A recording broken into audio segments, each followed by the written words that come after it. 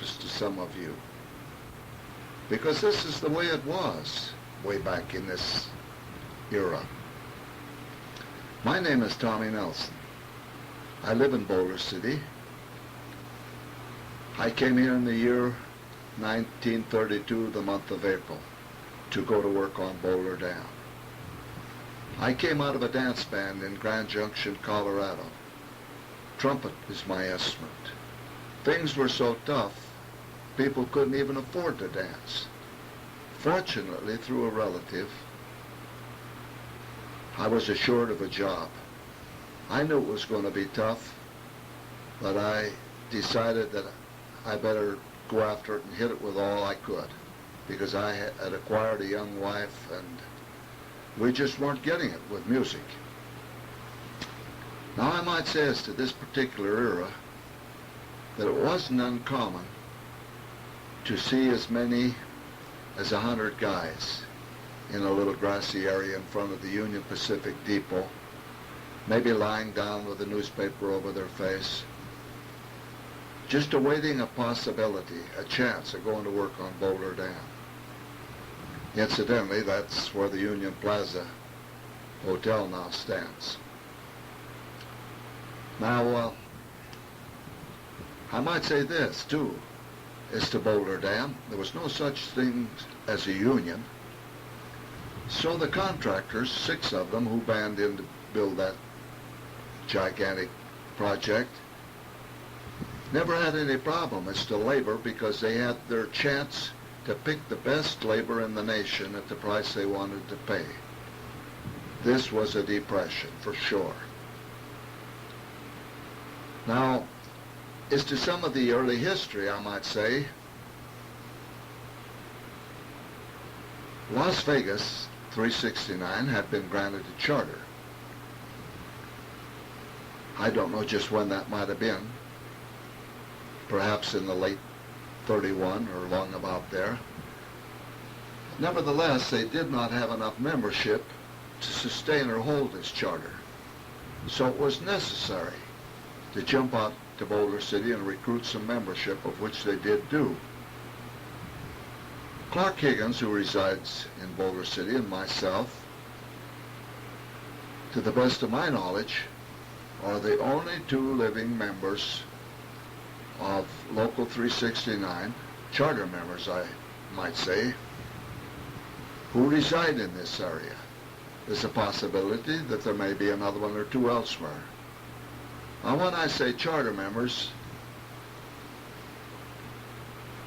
I feel that if our names are not on that charter, if they have one, that they should be. Now as to a fire which took place under the reign of the late Eber Grubb, who was the head man of our local, all records were destroyed. Back in that era, right on up until the early 40s perhaps, we had no home. Our records and everything of the Union was just carried around in a briefcase. The Union met up over the old Boulder Club, which is now the Mint Hotel. Things were really tough. Now as to Las Vegas, in a musical way, there was very little going on, I can assure you. The hub of things was down on First Street, where there were a number of bars. Now each one of these bars employed a 2-piece band. Piano, horn, usually trumpet and tenor, or alto, whatever. The horn man had to play drums simultaneously, which beat a drummer out of the job. Now this was a grind, you better believe it. If you even stop long enough to go to the restroom, you better make it quick. The management might look at you, hey, what'd you make that stop for? They really moved. Now, in naming some of the bars, we had the Foreign Club. We had the Nevada Bar. We had Frosty's Log Cabin. We had the Tivoli. We had the Golden Camel, perhaps another 1 or 2. A little further down the street was the famous Block 16.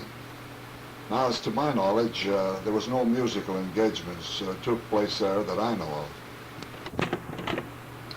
Now, in each one of these bars, there was a small dance floor, perhaps large enough to accommodate 6 or 8 couple. I will recall as to the Nevada bar, on Saturday nights, the proprietor gave out carnations to all the ladies, which was a big incentive. They probably did maybe a little more business than the others. However, they were all... As you can imagine, there was plenty of barflies hanging around in all of these bars, just, waiting their chance to get what few dimes some poor dam worker had in his pocket. Now, as to the Nevada bar, this is humorous. The late Chuck Barbie and Eber Grubb, both long gone, of course, played in the Nevada bar for quite a little stint. I will recall it was so routine with them that they could actually play the job and read a Wild West magazine all the way through with no problems while they were doing it. I recall as to one particular time I got a call from Bud Holmes asking me if I would like to come in and hold down his chair at the Nevada bar while he went out to join a lodge. Upon my arrival at the Nevada bar, I was met by Sammy Stearns, the proprietor. He said, where's your drums? I said, Sammy, I don't play drums. Well, he said, you couldn't you? Buds are in the back there. You've got to drag them out and play them because it's a must. Well, I wasn't really too much worried because I had played a little drums back in my school days. And this piano man, may his soul rest in peace, D. Bates, he played a kind of a style of drums on piano. So I figured we could get by. Now, Dee was a real nice guy and a good-looking guy. I'm sure he accounted for a lot of tips that went into that kitty that set up on top of that piano. Well, it so happened this particular night, the IFA came in there and they kind of got boozed up a wee bit. And they were actually tearing the shirts off each other's backs and tearing greenbacks in half and stuffing them in a kitty. Dee and I were some worried for fear we couldn't match them up. But with the aid of Scotch tape, after the job was over, we were able to do so. In walks Bud as we're making the count, and he said, gee, many Christmas, after he saw that we'd made $12 each in the kitty plus our 6 for playing. This would be the night I would have to take off and join a lodge. Now, I can assure you, tips like this occurred not very often. I recall another incident as to the late Orion Sims. I was playing a gig with her, a 2-piece gig at Frosty's Log Cabin. Now, in this time, I'd done these things several times, and maybe it was a diversion. It was kind of good to get away from a hard day's work on the dam, forget that day's work, and enjoy the evening that I'd put in. Naturally, I would prefer to play with a bigger band, but that's the way it was. So, doing this particular gig there with Orion at Frosty's Log Cabin, some guy come up, very much inebriated. He's shaking pockets full of money. He wants us to play a particular tune, but we couldn't figure what it was. He spoke with some kind of a foreign tongue. About the third time he come up, I asked him, I said, can you hum a little of it? He tried, but I couldn't make men's meaning of anything he was saying. And I said, Orion, I said, you know what? I said, I think this guy's a Frenchman. He wants to hear the national anthem. I mean the Marseillaise, I beg your pardon. So we busted loose with a few bars of the Marseillaise, and up he comes and unloads his pocket. Now, as to the late Orion Sims, she was a very close personal friend of mine. I well recall she and I playing gigs together on a weekend now and then. As to this 2-piece combination that took place throughout that era. And Orion at that particular time was 7 months pregnant with her first child, but I knew she needed the money. So I was glad to have her with me. She was a good friend. Now, Orion, some time back, as to the aria, received some honorable comment, and believe me, everything it said about her was highly deserving. She did not organize the union, however, But she had much to do with keeping this union together, I can assure you. Orion came into this country into the year 1934 with her brother Jim Boucher, who lives up in St. George. Another fellow I'd like to mention was old Alex, perhaps of Indian ancestry, more so than anything else. He was well up in age.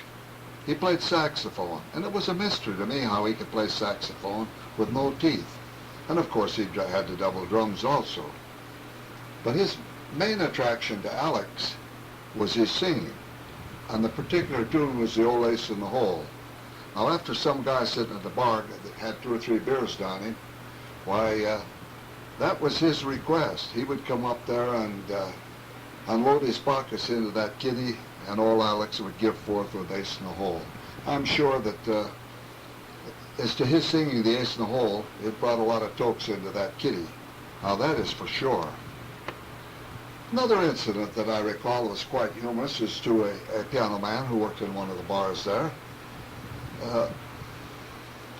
He got into a conversation with a guy during the course of the evening, and this Chad by name, more or less said to this fellow, he says, "You know what?" He says, "I'm getting damn sick and tired of this music business."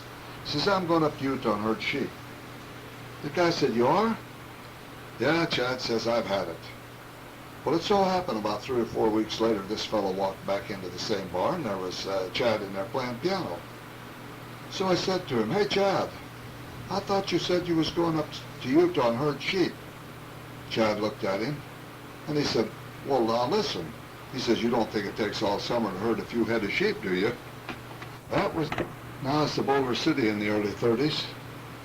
Why, there was a little dancing took place out here in Anderson Brothers Mess Hall, the Old American Legion Hall, and we had accumulated a few musicians here at that time. In fact, if I haven't already mentioned it, that the gate was open now and then to hire a guy. If some guy come along and played a horn and looked like he put out a day's work, he might have got a job, because they were thinking some of organizing a town band. However, that fell short, and I've been told that McAdams, who did the hiring, made this statement: "We can't build this dam with piccolo players." Apparently, maybe 1 or 2 that they might have hired, didn't come up to their expectations. So that's the way it was. But anyway, as mentioned, we've had some bands at that time playing around in Boulder City. Now, it was the same personnel all the time, but maybe the leader would, under his marquee. We had Chip White and his damn band. We had Clark Higgins and his band. We had Johnny Walker and his band. And you might even seen Tommy Nelson, his band. It was all the same personnel, just a different guy out in front. But I can assure you that this music did open up an awful lot of avenues for me. Upon completion of the dam, I had the good fortune of going over with Uncle Sam and this to the powerhouse installation. And I learned myself a trade. And thinking right about here, after learning this trade, it was perhaps going to be best for me to play music as a sideline, as I have been doing throughout the many years, is due to the uncertainty that I had seen through these Depression years. It could well be that had it not been for the building of Boulder Dam, that Las Vegas may have been little more than a whistle stop for the Union Pacific Railroad. Who knows? Because this is what started it all, Boulder Dam. Now, I will recall, as to the Union itself, we went on about like we were, as to these 2-piece gigs and so forth, and maybe a little incidental dance held around here that might have employed 3 or 4 men. But things started to happen. In about 1940, 41, we had 2 hotels. We had the Last Frontier and we had the El Rancho.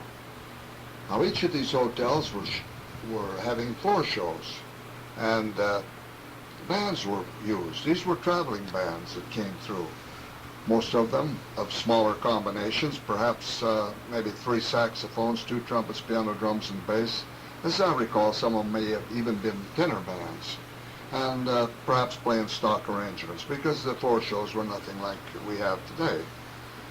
Now, as to the El Rancho Hotel, I will recall that a person could go in there and have a chicken dinner, see a floor show, and maybe dance a set or two if you desired, because after the show the band did play a dance set or two. Or you might even get to see Nick the Greek shoot $500 on every roll of the dice. That's the way it was. It was really something. But about that time, maybe we started gathering a few musicians in here. But when World War II broke out, many guys were being drafted out one of these bands. I will recall getting a call now and then from some of the bands that were working in there. Hal Grayson for one, C. Davidson for another, and maybe there might have been another one or two requesting me to come in and hold on a trumpet chair until they could obtain a man. Now, in the meantime, I had left the United States government and was employed as an electrician as to the building of the huge defense plant in Henderson. Now, the purpose of this plant was producing magnesium, which was used for the building of incendiary bombs in World War II. I might mention that after you left Las Vegas, you hit a bar out there where Channel 5 now stands, approximately in that area, and there was nothing else in the way of any habitation or buildings of any kind or anything until you got to Railroad Pass Casino. This was all wide open country. So anyway, they were paying electricians $1.50 an hour, 10 hours a day. Now that was pretty big money. That was bigger money than I'd ever made before, as to working for the contractor for 50 cents an hour and building the dam, and a little better than that, starting off with the government and working my way on up. So I would tell whoever called that I was in no way interested in music. However, I'll do my best to stay with you until you can obtain a man. As I recall, the scale for the sidemen in those bands at about that time, 40, 41, was probably around $60 a week. So they weren't getting rich. Well, it so happened one day a recruiting officer came out to the plant there in Henderson and was doing some recruiting for the United States Naval Construction Battalion. The draft board was breathing down the necks of fathers as well as single men, so I thought I'll see what the guy's got to offer. So I was very much pleased when he offered me electrician's mate first class. Talking over with my wife, I decided I better go in and take this because it would give a little assurance that my family could get by as to the money, rather than take a chance and be drafted for $50 a month. I mentioned to the recruiting officer that I was a trumpet player. I'd had a number of years of band and dance work experience. Would be any reason to take the horn? He said, by all means, yes. So I'd no more than hit the base back there as to the boot camp, and my name come over the intercom to report the officer of the day on the double. I thought, my gosh, I haven't been here long enough to get in trouble. So what do they want me for? When I got over there, the officer of the day said, Nelson, your jacket shows you're a trumpet player. Can you bugle? I said, I can, sir. Well, right about there, I was assigned a bugle detail. And I'll tell you, it paid some dividends because, you know, while the platoon was out on the drill field by the right flank march to the rear march, I found myself up blowing the flag up, playing to the colors. I was assigned to organize and direct the boot band there at the boot camp, which I did do.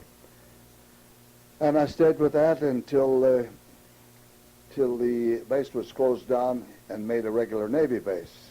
I was then transferred to Rhode Island, and I found myself in a very fine Navy CB band under the direction of George Liberace, which was kept together as a unit through the entire period of World War II. The band was assigned overseas duty, and we found ourselves in the South Pacific, where I'm sure our music reached the hearts of thousands of GIs and natives alike. it was gratifying to me to be able to perform a service to mankind that was needed. I'm certain that there were many guys, electricians, that were as well qualified or better than myself who could perform that kind of work. There was times, however, as to the band, that I would be called upon to do a little electrical work, being the only electrician in the band, such as making up stand lights out of the best possible material, beer cans. And it was good news when we learned that Admiral Nimitz had told our commanding officer to jack up every CB in that band the rate who was eligible, because they didn't have a chance to make a rate because they weren't working at their trade. So I came home a chief electrician's mate along with my good friend George Libracci. Upon my arrival home after World War II, why, the plant out there at Henderson had folded up. It was a war baby, and there was nothing there. I had the opportunity, however, to go to work with our Vice President, Mike Werner. He had a little group at the High Life there, consisting of himself, Bob Calkins, and Woody Butler. Now, I well recall one night there, as to the High Life, it was a very small joint. It was located in the vicinity where the Desert Inn now stands, about in there somewhere. There was a small dance floor, a bar, and a crap table. I well recall one night that it seemed as someone grabbed the dice off that crap table, and the next thing I knew, while we were packing our instruments and heading out the door, and they put a padlock on the place. Following that engagement, I went with Mike, the old Club Bingo, which is now the Hotel Sahara. Same band, Bob Calkins, Woody Butler, Mike, and myself. Herb McDonald, he was the master of ceremony and a kind of a head honcho running the place. There was a dance floor, and we had floor shows. So that was a pleasant little engagement. So music has really opened up a lot of avenues for me, I can assure you. As to the late Bob Calkins, I feel that he deserved much more credit than he actually got. Through Bob's foresight, we had our first union hall down on Fremont Street. Bob was a good friend, and he played just one hell of a good piano as far as I'm concerned. Well, I think I've said about enough as to the early history. I might make a little mention as to Railroad Pass Casino. From the early 30s right on up until the 50s, I played at Railroad Pass. In fact, I went into Railroad Pass shortly after I left Mike at the old Club Bingo, and I had a little group in there and was in there for about 2 years before getting back into the electrical field solid. And I went back with the United States government and hung right there until I retired. Well, it's been a pleasure to me to relate this little bit of nonsense, and if you see fit, well, I publish any and all of it.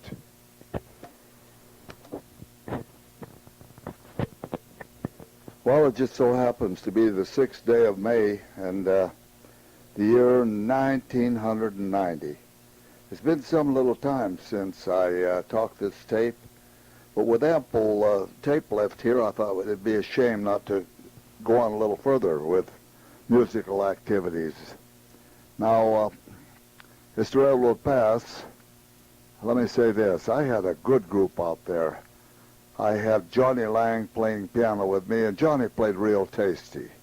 And I had Clay Sims, my old longtime friend, playing tenor and clarinet, and Harold Brumbaugh playing drums, and yours truly here, why, trumpet.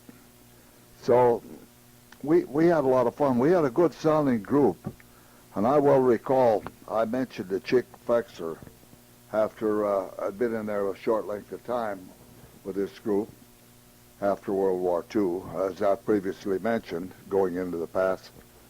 I mentioned to Chick, I said, Chick, I know you think the band's pretty good, and the people surely does like it, or do like it. I said, you know what, if the budget would stand it, I would like very much to ask you if it would be possible to make a little raise to the guys in the band. I wouldn't want anybody to steal them. Well, Chick says, why not? He said, what would you think? Well, I would say, Chick, if you could come up with, say, an additional $10 a week for each one of them, why, that would be great. Well, I think we'd keep them happy. And Chick says, why not? The same for you, too. So anyway, as the railroad passed at that era, we had some floor shows going in there. And, of course, you know, with a four-piece band, you don't cover an awful lot of territory, but we had some pretty good acts, you know, for what they were. And how could I, well, forget some of them? Or I should say remember. I remember one gal, I can't remember her name, but she was a snake charmer. She came in with a lot of snakes, and she'd wrap them around her body and so forth. Well, maybe some of the public thought that was a little bit too much for them, and others enjoyed it. I don't recall her name, but there was other lesser acts that we had in there. And we had a nice grand piano for Johnny to play on, and I recall one time the piano needed to be tuned, and a fellow walked into the pass. He was blind, and he said to Fred Soley, have you got a piano in here? And Fred was one of the partners in there with Chick. Fred says, yes. He says, this fellow said, well, do you suppose it might need to be tuned? So Fred talked to me about it, and I said, yeah, Fred, it could definitely stand the tuning. Now, this fellow was blind, and maybe there's just something about the blind that has a touch that cannot be excelled. So I introduced myself to him, and I escorted him up on the bandstand, and I explained to him. Now I said, you're up in a little riser here. You're about 3 feet above the dance floor, and if you were to fall off here, why, I said, you know, you could get yourself hurt. So I started to tell him the name of the piano. Oh, he said, that's not necessary. He could feel his way around it, you know, and he knew the name of the piano. Well, anyway, he did a beautiful job tuning that piano. There was just something like I've previously mentioned here. The blind just have a way about it. So with the piano tuned and everything, it made even Johnny sound even better. Well, we had some nice little arrangements for a four-piece band that we'd worked out. Rhapsody in Blue and things like that, and Intermezzo. And we were on a good Latin kick. We played some heavy Latin stuff. And Fred, he really liked that solely. And how well I remember some of the titles. And I can still play those tunes today. The samba was a very popular dance about that time. And I recall a couple of sambas that we played that went over real good. Bim Bam Boom was the name of one of them. Cachita, Olla Negra. And there's a lot of good Latin tunes, you know, that we did play. And My Shawl, Taboo, and ever so many good Latin tunes. So the Latin tunes went over real well, and especially so with Fred. And, of course, we played lots of ballads, music on the pretty side from the motion pictures. And I will recall about that time our bass player in the Navy band, Charles McConnell, he's back in with WJ in Chicago, and he was sending me complimentary copies, full orchestrations of the current tunes of the day. And how well I recall receiving such fine tunes through him, going back as the Gypsy and Stella by Starlight, and ever so many tunes, good tunes. And I wish I'd have kept on to them, because it'd have been worth something today. But all I did was I jerk out the piano part and the trumpet part and the B flat tenor part, and we'd go from there. And so that was too bad that I let them get away from me, because I'm sure today they would be of some value.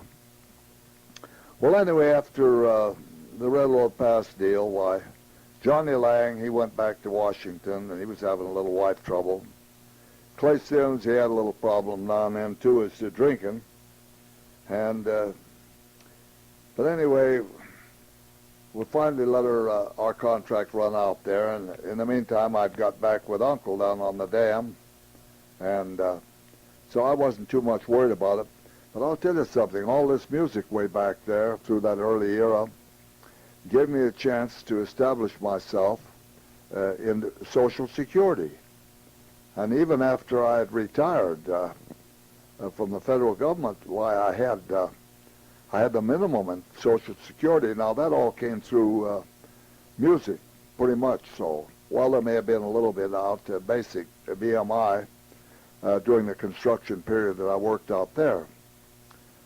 Well, anyway, it seemed like from there on, why music just started to kind of fade off a little bit. I went into the Swanky Club down there in Pittman with a little group, and let's see, about that time, I had a piano player by the name of Earl McNaughton playing piano with me, and Frankie, what the heck was his last name? I can't even think of it. He played fine tenor sax, and what a funny guy Frankie was. And then I had Harold with me on drums. Boy, they knew how to cook chicken out there. We drew some good crowds in there at the Swanky Club. A lot of Now, I kept in touch with my longtime good friend George Liberace over the years since we were dismissed from our days in the service, and we corresponded frequently, and occasionally George would come through this area. He was a kind of a manager in a sense for his brother Liberace Lee, who was by now starting to gain some fame. So sometime later on, why George moved to this area along with his good wife Dora to take over as the administrator of the Liberace Museum. And I was pleased that George and I could get together again. And let me say this, we enjoyed a lot of fine things. We loved to go out and eat. And as to the Swanky Club, nobody could cook chicken like that, and how well we did enjoy that. I recall George always saying, let's order a next order of chicken livers. Boy, they were so good the way they fixed them. Well, anyway, with the name Liberace, why, George booked several things around here that were pretty good. Automobile convention, Datsun at the Riviera, I believe it was, and engagements such as that, and a band of about 10 pieces he would come up with. And I recall one engagement that I played with him that, well, perhaps it was one of the last engagements I did play with him.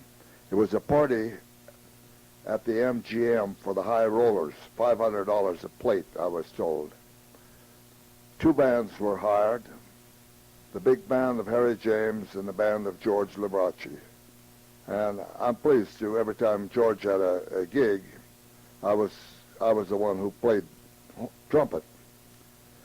And anyway, the main attraction there, of course, was George Burns. And you could see at that time Harry James was fading. After he came out from behind the curtain, he buzzed his chops a few times and played a few bars of Chirabira Bin, and then he spent the rest of the time signing autographs. He had a beautiful big band behind him. Oh, what a great band. So it wasn't long after that, of course, Harry James, cancer claimed him. And so sad it was. As far as I'm concerned, James would go down in my memory as perhaps one of the greatest of all the trumpet players. He was so good. Well, anyway, with George, we went on with a few more little bookings now and then, sometimes even as little as 4 pieces. I would maybe book a little church engagement with, and I'd always have in the lineup George. Of course, George went over well with the public, and he was very well liked. George had a nice personality. Maybe just fiddle, trumpet, piano, bass, or maybe it might have been drums. But wherever we played, why, George went over very well. I had the opportunity, too, while George was here, as to attending concerts at the UNLV Ham Hall. Now, I heard all the greats, Zubin Mehta on down. And Dora didn't particularly care to go to concerts. They were too lengthy. So George always took me with him. Well, it was seen long about that time that George was failing. His legs were starting to give out on him, and he just didn't feel good, and he didn't look too good. It wasn't too long before cancer claimed George, leukemia. So right about there, I lost a dear friend. And I recall as to, after George had passed on, why his brother Lee had a big dinner engaged at his Tivoli Gardens for the close friends of George and so forth, in memory of his dear brother. And I thought that was real nice. I happened to be in the restroom, and Lee walked in, and he said, "Tom," he says, "you've lost a dear friend." I said, "Yes, I know that, Lee, and you lost a brother who thought so much of you." So that wound things up with George. But after he'd passed away, why, Dora came across several reel tapes that were recorded on the island of Guam. And she said, "Tom, would you like to have these reel tapes?" I said, "Dora, I'd love to have them." But little did I know even if they could be copied or what kind of shape they were in. But needless to say, how pleased I was when I found someone who could copy from reel to cassette. My good friend Joe Lappin, right here in Boulder City, actually made the copy. And let me tell you this, when I heard that tape and this great Navy band playing our theme song for the first time as we opened up our broadcast, my eyes filled up with tears. I couldn't hold back the tears. I was just carried away with the beautiful sound of that band. And just to think, if it were recorded in this day and age, how great it would have sounded, because all this was done with just one microphone. We played a weekly broadcast on the island of Guam, and we were kept very busy, breaking the band down into small combinations, strolling through the major hospitals on Guam. We played for the natives. We played for all denominations of the service. So those days on Guam and the band to World War II meant so much to me. I shall treasure those days.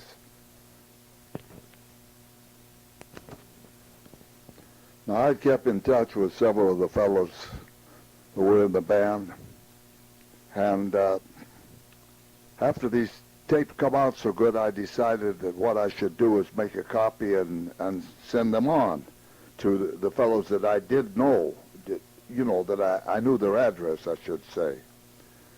So I lost no time in doing that, and maybe they knew where another member was located. First of all, we started off with about 3 that I'd kept in touch with throughout the years. Lloyd Ellis, who's been with Pete Fountain and thought to be maybe the greatest jazz guitarist in the entire United States. And Kenny Stillwell, Charles McConnell, Ray Fritz. So anyway, it was through these tapes that made a reunion possible. Reunion. We held a reunion in Las Vegas about 3 years ago. That would have been in about, let's see, it's now 1991. I think this would have been in about 87.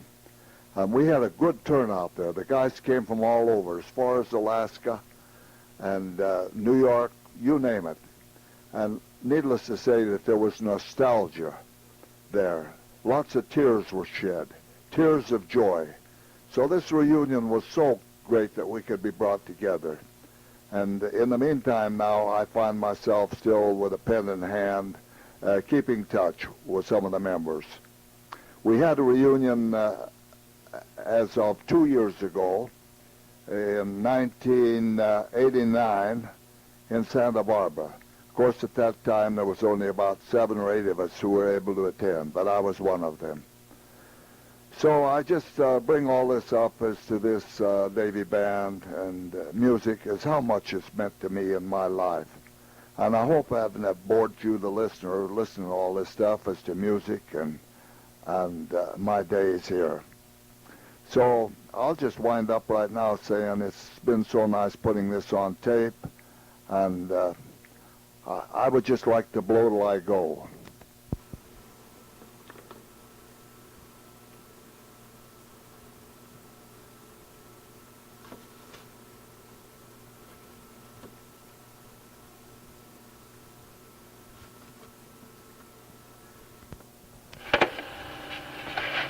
We now have a Southern Nevada Veteran Cemetery here in Boulder City, and I'm called on quite often to sound taps, to play taps.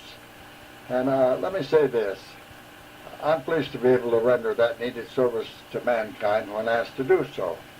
Now, it's something that not everyone can do. As far as my playing is concerned, right now it's mostly for amusement, and I might even add the word amazement. I'm amazed that I can blow when I play so little. As to the younger generation, there's no way I could reach them with the style of music that I would play. And even if I could, I wouldn't want to, because it wouldn't do anything for me.